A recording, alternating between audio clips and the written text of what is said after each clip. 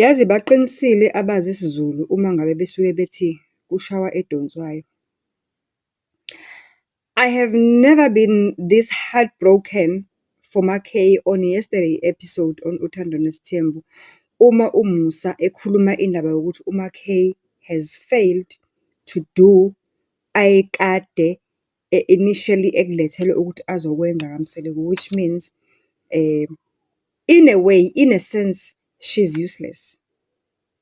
Ayikho into ebuhlungu njengokuthi ube umuntu wesifazane ongakwazi ukuzala emzini and the very same person who is supposed to be supporting you kube uyena osho amagama ahlabayo kuwena. And okubuhlungu kunakho konke ukuthi I know the pain and I know those words. I've heard them not once, so many times from a man who even utterly said it, that I was useless at the time. Ngiyosixoxa leso story ngelinye ilanga. Kodwa uMakay, wherever she is, angazi noma ngingakwazi nokuqhubeka ngithembe, ngithande, ngihlale nendoda ekwazi ukungibhilithela in public, ukungihumiliate in public. The very same Makay, throughout all these seasons, has been so supportive. Yebo baba all the way through. Just for once in her life, in this season, she just had a voice. And just because she learned to have a voice, le ndoda isimbona ukuthi useless. The same Makay okhokhela ama-insurances wezimoto zazo zonke izimoto zakaMseleku. The same Makay okuthi mengabenza amadina wakhe wesigubhukane awaplana yedwa, keep dates yedwa, abaqhamuke sebabema njengezivakashi. Abesezothi mese plane waqeda athi Makay, you'll handle catering for me. And siyamazi ukuthi usuke esho ukuthi Makay wena you'll pay for the catering ukuze labantu engibabemayo including nina zimenywa zami zala ekhaya engizitshelayo ukuthi kuzokwenza ukuthi engingabonisani nazo, like azibona iphathi yomndeni, like azinambono in anything and everything that I do, kodwa I claim ukuthi they are my wives. uMakay who's been supporting in all of that. But the very same man has got a nerve, ingingila, isibindi esinethambo eceleni, nogumuzwayo ngaphezulu, ikwazi ukusho kanje in such a woman. Kanti yini ongayenzela indoda emhlabeni? Yeah. Hello, sanibonani, Dumelang, igama uZandi, isibongo umfeka umalwandle lo, lwandle kalwela lwezibhekane zona isihambela lekude phezulu.